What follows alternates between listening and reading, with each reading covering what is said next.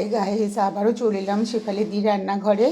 সবাইকে স্বাগত জানিয়ে আজকে রেসিপি শুরু করছি। আজকে দেখুন বন্ধুরা, একদম ভিন্ন স্টাইলের ইউনিক পদ্ধতিতে আজকে এই পোস্তটা তৈরি করব। আজকে মুগ ডালের পোস্ত তৈরি করব। তার জন্য এখানে নিয়ে নিয়েছি 100 গ্রামের মতন মুগ ডাল, 250 গ্রাম আলু, 250 গ্রাম পেঁয়াজটাকে কুচিয়ে নিয়েছি, আর আলুগুলোকে এরকম ছোট ছোট চৌকো চৌকো করে কেটে নিয়েছি। দেখুন, আজকের এই মুগ ডাল দিয়ে আলু পেঁয়াজের পোস্ত ভীষণ সুন্দর খেতে, একদম ইউনিক রেসিপি। সম্পূর্ণ ভিডিওটা দেখবেন বন্ধুরা, আশা করছি ভীষণ ভালো লাগবে। গ্রাম ধুয়ে নিয়েছি, আর এখানে দেখুন বাটিতে নিয়ে নিয়েছি 4 চামচের মতন পোস্ত নিয়ে নিয়েছি। এখানে আমি এই পোস্তটা দিয়ে আর এর সঙ্গে মুগ ডালটা দিয়ে দেবো। মুগ ডাল আর পোস্ত দিয়ে একসঙ্গে একটা পেস্ট বানিয়ে নেব।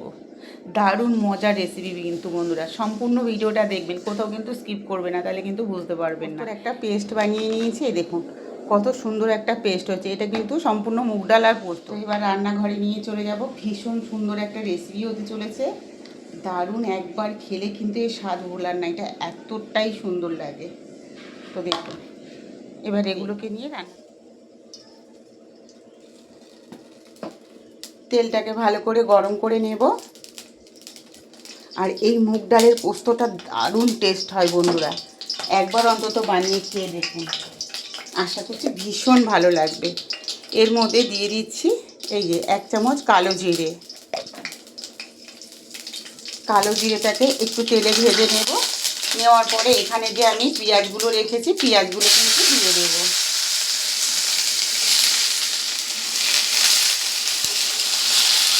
তবে পরিমাণটা সমান সমান হলে কিন্তু এই রেসিপিটা বেশি ভালো লাগে। তো পেঁয়াজগুলোকে আমি ভালো করে একটু ভেজে নেব।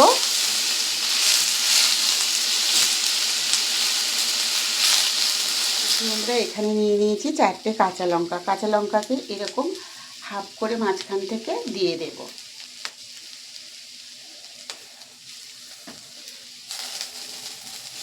পেঁয়াজগুলো দেখুন বন্ধুরা, কালারটা কিন্তু আগের থেকে অনেকটাই চেঞ্জ হয়ে গেছে, আর একটু ভাজা ভাজা হয়ে এসছে।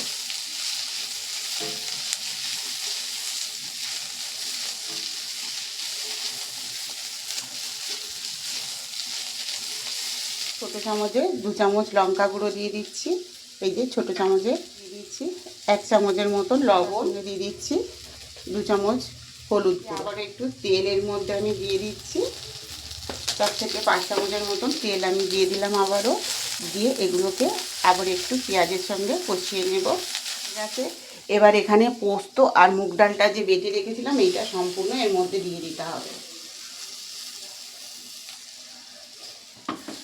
মুগ ডাল আর পোস্ত বাটাটা এর সঙ্গে কিন্তু আমি দিয়ে আরও মিনিটখানেক একটু কষিয়ে নেব। আর আঁচটাকে লো ফ্লেমে দিয়ে করতে হবে এটা। একটু এখানে মিক্সিটা ধুয়ে জলটা দিয়ে দিলাম।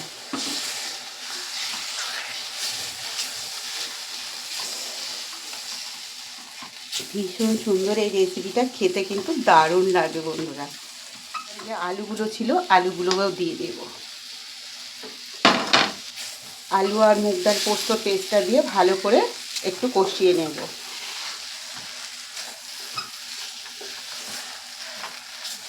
করে একটু জল দিয়ে দিলাম, যেহেতু মুগ ডালের পেস্টটা আঠালো হয়ে গেছে, তার জন্য এখানে একটু জল দিয়ে দিলাম। জলটা দিয়ে ভালো করে সব কিছু একসঙ্গে মিনিট 5-এর মতন কষিয়ে নেব।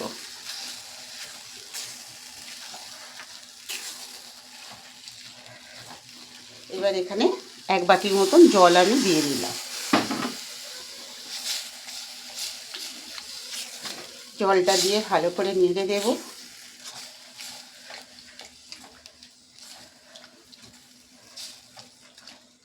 এখানে কিন্তু বন্ধুরা কোনো রকম আর মশলার প্রয়োজন নেই, এটাতেই কিন্তু হয়ে যাবে। এক্সট্রা করে আর কোনো মশলা দিতে হবে না। এবার মিনিট 15 মতন ফুটিয়ে নিতে হবে, যাতে আলুটা সেদ্ধ হয়ে যায়। তো অনেক রকম খেয়েছেন বন্ধুরা, এইভাবে একবার অন্তত মুগ ডালের পোস্ত বানিয়ে খেয়ে দেখুন। এরকম পোস্ত আর মুগ ডাল দিয়ে যদি আলু পেঁয়াজের পোস্ত করা হয়ে যায়, এটা দিয়ে কিন্তু খাওয়া হয়ে যাবে। আর মাছ মাংসের প্রয়োজন হবে না। এটা এতটাই সুন্দর হয়েছে, দারুণ লাগছে দেখতে দেখুন। আর টেস্টটাও কিন্তু দারুণ এসছে বন্ধুরা।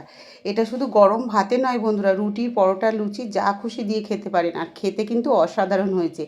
এইভাবে একদিন মুগ ডালের পোস্ত বানিয়ে খেয়ে দেখুন বন্ধুরা, ভীষণ ভালো লাগবে। যাকে খাওয়াবেন সেই কিন্তু আপনার প্রশংসা করতে বাধ্য হবে, রেসিপি জানতে চাইবে। এটা এতটাই সুন্দর হয়। তো আজকের এই মুগ ডালের পোস্ত রেসিপিটা কেমন লাগলো বন্ধুরা অবশ্যই কমেন্টে জানিও।